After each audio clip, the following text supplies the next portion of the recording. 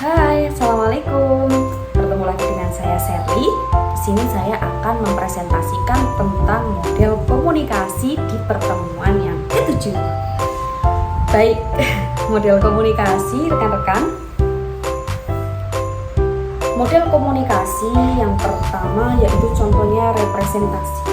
Jadi model adalah suatu gambaran yang sistematik dan abstrak di mana menggambarkan potensi-potensi tertentu yang berkaitan dengan berbagai aspek dari sebuah proses. Maket bangunan adalah model bangunan yang sebenarnya dan hanya menggambarkan bentuk bangunannya saja, tidak dengan siapa saja isi bangunan itu, untuk keperluan apa saja bangunan itu dan kapan digunakan. Jadi cuma model bangunannya aja. Demikian halnya juga model komunikasi. Model itu tidak menjelaskan siapa yang berbicara, apa pembicaraannya, apa isi pesannya, siapa pembicaranya dan sebagainya, tidak. Jadi mari kita lanjut. Nah, ini ada yang namanya model komunikasi linear.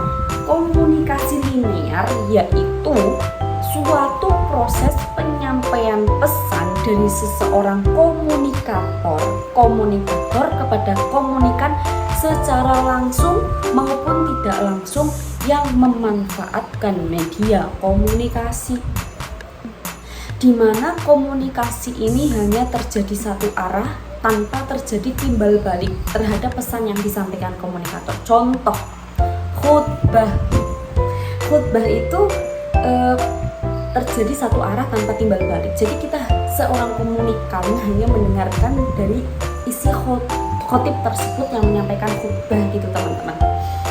Kemudian sehingga secara singkat dapat dikatakan bahwa komunikasi linear merupakan komunikasi satu arah. Contoh komunikasi linear yaitu komunikasi di acara televisi, komunikasi yang dari radio maupun berbagai tulisan dalam media massa. Semua hal tersebut merupakan komunikasi satu arah karena komunikan atau penerima pesan tidak menerima atau tidak memberikan umpan balik atau respon. Contoh lain ya ini, pidato, sambutan, khutbah, dan lain sebagainya. Kemudian model komunikasi sirkular.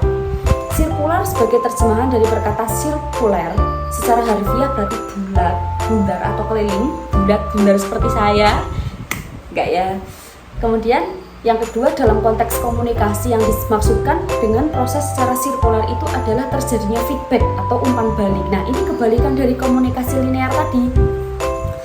Proses komunikasi yang bersifat sirkuler dalam arti tidak berlangsung satu arah. Artinya, komunikasi juga akan melibatkan respon atau tanggapan sebagai bukti bahwa pesan yang dikirimkan itu diterima dan dimengerti.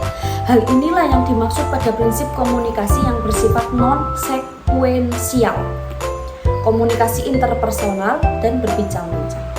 Nah, itu yang dapat saya sampaikan, kurang lebihnya mohon maaf. Terima kasih. Assalamualaikum warahmatullahi wabarakatuh. Dadah.